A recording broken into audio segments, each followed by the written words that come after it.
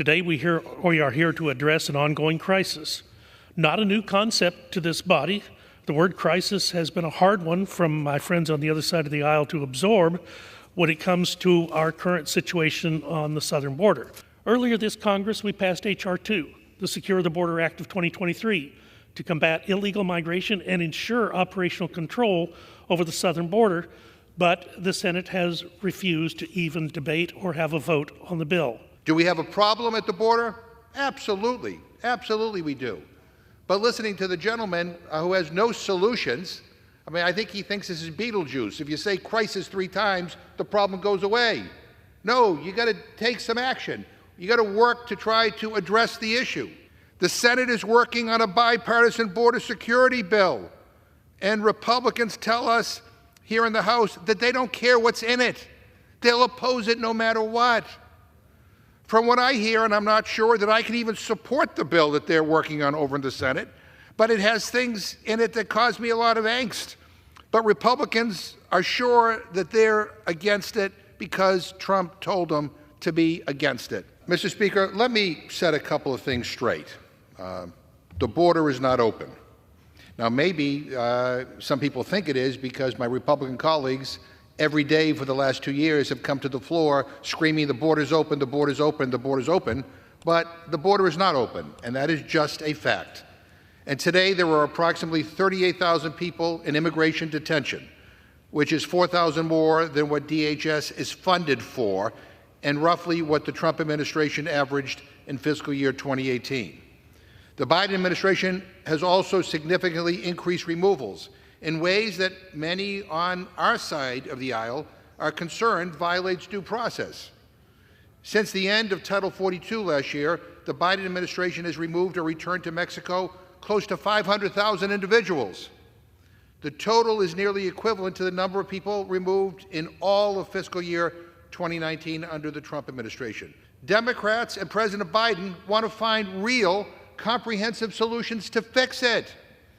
What we need is Republicans to stop playing political games.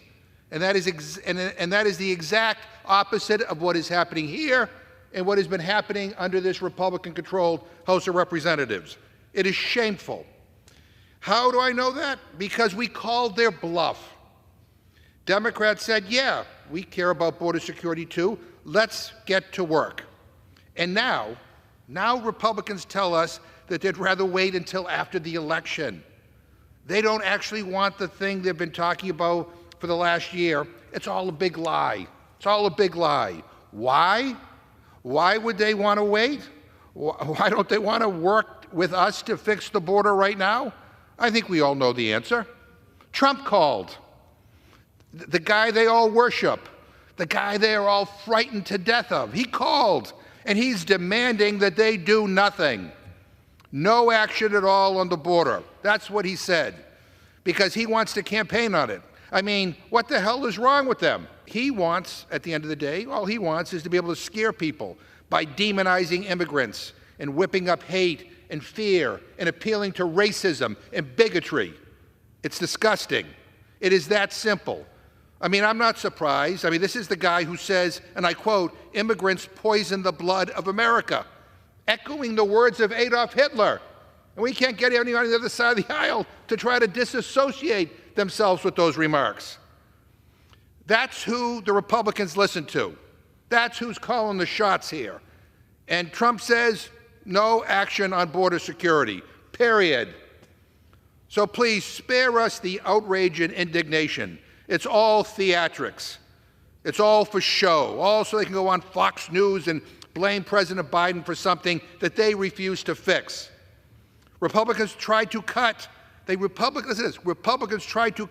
Customs and Border Protection personnel. They rejected President Biden's request for $106 billion in funding to fix this problem. And they have consistently voted against funding for border security. You can't make this stuff up.